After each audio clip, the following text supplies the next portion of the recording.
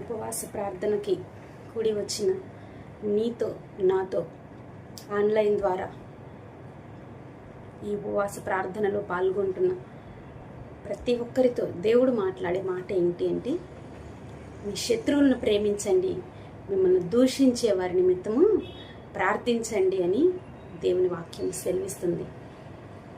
శత్రువులనే ప్రేమించమంటున్నాడంటే ఇక నీ సొంత రక్త సంబంధుల్ని ఇక నువ్వేం చేయాలి?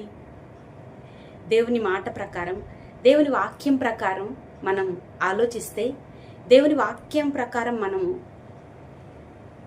ఒకసారి మనము ఆ వాక్యానుసారంగా మనల్ని మనం పరిశీలించుకుంటే శత్రువుని ప్రేమించు, నిన్ను దూషించే వారి కొరకు ప్రార్థించు, నిన్ను హింసించే వారిని క్షమించు, వాళ్ళ నిమిత్తం ప్రార్థించు అని చెబుతున్న యేసయ్య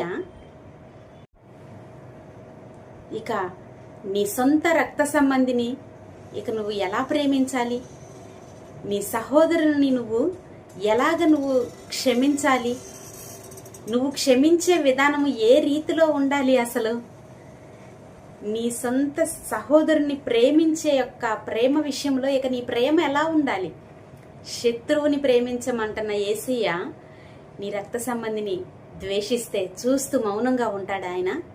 నిన్ను హింసించే వారి కొరకు ప్రార్థన చేయి, నిన్ను దూషించే వారి కొరకు ప్రార్థన చేయి, వాళ్ళను క్షమించు అని చెప్తున్న నా యేసయ్య నీ సొంత రక్త సంబంధిని నువ్వు దాటిపోతుంటే, నీ సొంత రక్త సంబంధికి నువ్వు ముఖం తిప్పేస్తుంటే, నీ సొంత రక్త సంబంధిని నువ్వు కాని దానిలాగా చూస్తుంటే, కాని వాళ్ళలాగా నువ్వు ప్రవర్తిస్తుంటే నా యేసయ్య చూస్తూ మౌనంగా ఉంటాడా? నువ్వు చేసే ప్రార్థనలు, నువ్వు చేసే బలియాగాలు, నువ్వు చేసే అర్పణలు ఆయన అంగీకరిస్తాడని నువ్వు అనుకుంటున్నావా? ఈ రోజుల్లో కుటుంబాల్లో కరువైంది సమాధానం. ఈ రోజుల్లో సొంత రక్త సంబంధికుల మధ్య కరువైంది ప్రేమ, ఆప్యాయత. ఒకరి నుంచి ఒకరు ఆదరణ కోల్పోతున్నారు, ఒకరికొకరు ప్రేమ కోల్పోతున్నారు, ఒకరి మధ్య ఒకరికి సమాధానం కోల్పోతున్నారు. కుటుంబాల్లో సమాధానం ఉండదు, సొంత రక్త సంబంధికుల మధ్య సమాధానం ఉండదు, సొంత తోబుట్టువుల మధ్య ఒకరి ఎడలో ఒకరికి ప్రేమలు ఉండవు. కానీ వీళ్ళు బయటికి వెళ్ళిపోయి ఎవరో ముక్కు ముఖం తెలియని వాళ్ళ మీద వీళ్ళు కురిపించే ప్రేమ, వీళ్ళు చూపించే ఆప్యాయత అది నిజమనుకుంటారా? ఆ ప్రేమలో నిజముందంటారా? వాళ్ళు బయట వాళ్ళ మీద చూపించే ఆప్యాయతలో నిజముందంటారా? నీ సొంత రక్త సంబంధి మీద చూపించలేని ప్రేమ నీ కుటుంబంలో నీతో పాటు ఒకళ్ళుగా పుట్టి పెరిగి 20 సంవత్సరాలు ఒక కుటుంబంలో ఒక తల్లి కడుపున పుట్టి పెరిగిన వాళ్ళ మీద నీకు రాని ప్రేమ ఎవరో బయట వాళ్ళ మీద, ముక్కు ముఖం తెలియని వాళ్ళ మీద చూపించేస్తున్నావంటే అది నిజమని నమ్మాలా?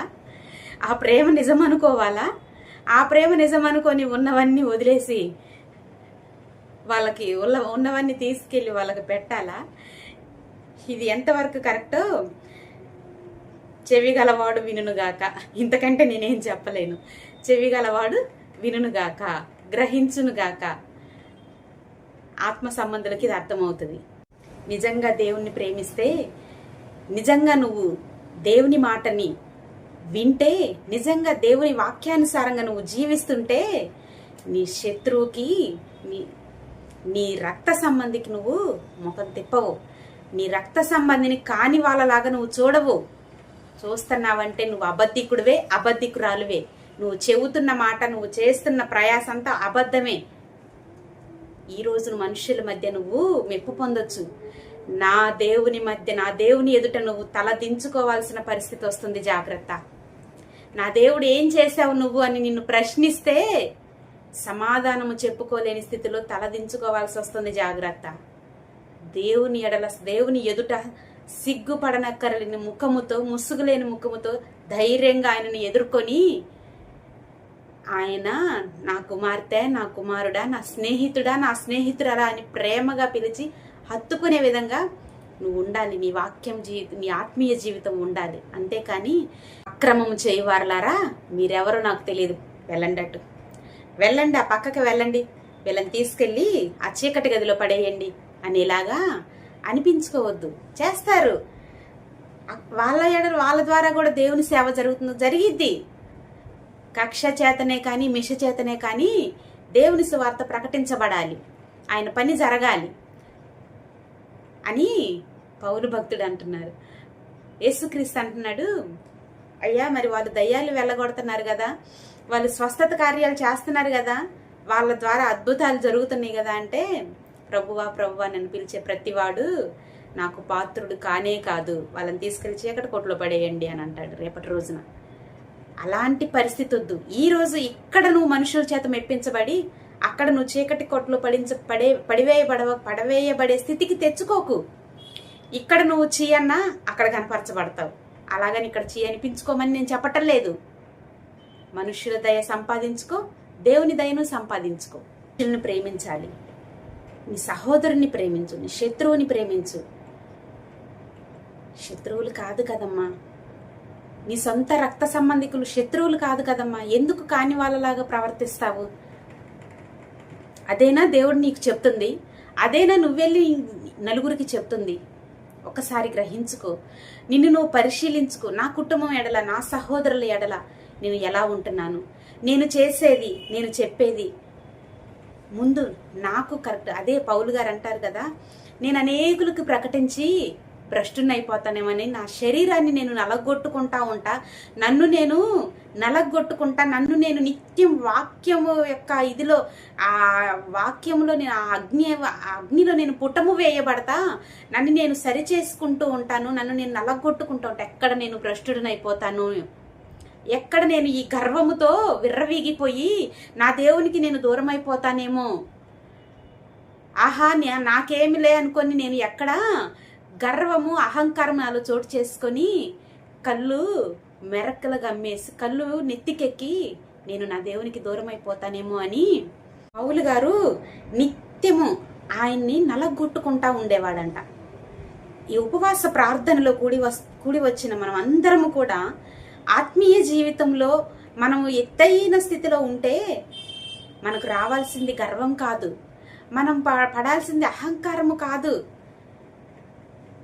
అమ్మో నేను తప్పిపోతున్నానేమో, నేను దేవునికి దూరం అయిపోతున్నానేమో అని మనల్ని మనము నిత్యము వాక్యపు వెలుగులో పరిశీలన చేసుకుంటూ, వాక్యపు వెలుగులో మనల్ని మనం పరీక్షించుకుంటూ, మన శరీరాన్ని, మన ఆత్మీయ, మన యొక్క ఇదిని నలగగొట్టుకుంటూ దేవునికి మరింత సమీపముగా, మరింత సన్నిహితులముగా ఆయనలో కలిసిపోయి మనం జీవిస్తున్నప్పుడు మనము పొందేటువంటి ఆశీర్వాదాలు, మనము పొందే నెమ్మది, మనము పొందేటువంటి సమాధానము ఎక్కడ ఈ భూమి మీద దొరకదు. అది నా దేవునిలో ఉన్నటువంటి నెమ్మది, అది నా దేవుడిచ్చేటువంటి సమాధానము. నేను అట్టిదాని కోసం ప్రయాసపడతా, అట్టిదాని కోసం నేను పరిగెడతా ఉంటాను వెనుతిరిగి చూడకుండా. అందుకే నా దేవుడు నన్ను ఇలా తీసుకెళ్తానే ఉన్నాడు. నేను లోకపరంగా చూస్తే, లేకపోతే ఈ బాహ్య రీతిలో చూస్తే నేను ఇక్కడుంటానేమో, కానీ నా దేవుని పరంగా ఆత్మీయంగా నేను వాక్యానుసారంగా చూస్తే నేను అక్కడున్నాను అని నా గుండెల మీద చేసుకొని చెప్తున్నాను. ఇంత ధైర్యంగా నేను చెప్తున్నాను అంటే నేను అలా ఉన్నాను కాబట్టే చెప్పగలుగుతున్నాను. ఈ లోకపరంగా నాకు తినటానికి లేకపోవచ్చు, లేకపోతే ఎవరో ఇస్తే గాని ఇచ్చేదాకా ఎదురు చూసే పరిస్థితి నాకు ఉండొచ్చు, కానీ నా దేవుని పరంగా ఈ వాక్యాన్ని పట్టుకొని నేను బ్రతుకుతున్నా. ఇది నన్ను బ్రతికింప చేస్తుంది, ఇది నన్ను జీవింప చేస్తుంది, ఇది నన్ను తలెత్తుకొని జీవించేలా చేస్తుంది, గర్వపడేలాగా. దీనిలో నేను గర్వపడుతున్నాను. లోకపరంగా బాహ్యంగా నేను నాకు అది ఉంది ఇది ఉంది అని గర్వపడటం లేదు, ఇది లేదు అది లేదని కృంగిపోవటం లేదు. ఇది నన్ను బ్రతికిస్తుంది, ఇది నన్ను తలెత్తుకొని జీవించేలా చేస్తుంది. ఇది ఈ పరిశుద్ధ గ్రంథం నన్ను జీవింప చేస్తుంది, ధైర్యంగా బ్రతికేలా చేస్తుంది. అటు ఇటు చూసి కృంగిపోయి, నలగొట్టబడి, భయపడిపోయి నేను బ్రతకటం లేదు. నా ధైర్యం, నా యొక్క గర్వం ఏంటి అంటే ఇది, ఈ పరిశుద్ధ గ్రంథం. ఇది నన్ను బ్రతికిస్తుంది. దీన్ని బట్టే నేను బ్రతికున్నాను. ఇంకా లేకపోతే మనుషుల మాటలకి, మనుషులు నన్ను కృంగదీసేటువంటి వాళ్ళ ప్రవర్తనకి నేను ఎప్పుడో దూరం అయిపోవాల్సింది, లోకంలో లేకుండా పోవాల్సింది. కానీ నేను ధైర్యంగా బ్రతుకుతున్నాను, ఇంకా బ్రతికే ఉన్నాను అంటే ఈ బైబిల్ నన్ను బ్రతికిస్తుంది. నా దేవుని మాట నన్ను బ్రతికిస్తుంది. వాక్యానుసారంగా మనం జీవిద్దాము, వాక్యానుసారంగా మనం బ్రతుకుదాము. ఈ వాక్యమే మనకు ధైర్యం, ఈ మాటే మనల్ని బ్రతికిస్తుంది. ఈ మాటను నేను నమ్ముకొని ఉన్నాను, ఇది నన్ను బ్రతికిస్తుంది. ప్రార్థన చేసుకుందాం. మనుషుల వైపు చూడొద్దు, మనుషుల మాటను లక్ష్య పెట్టొద్దు. వాళ్ళు నన్ను పట్టించుకోవటం లేదే, వీళ్ళు నన్ను పట్టించుకోవటం లేదే అని కృంగిపోవద్దు. దేవుని మాటను విశ్వసించు, అది నిన్ను బ్రతికిస్తుంది. దేవుని వైపు చూడు, ఆయన నిన్ను నడిపిస్తాడు. నేనేనమ్మా గొప్ప ఉదాహరణ. నేను కూడా చాలాసార్లు అనుకున్నా, కానీ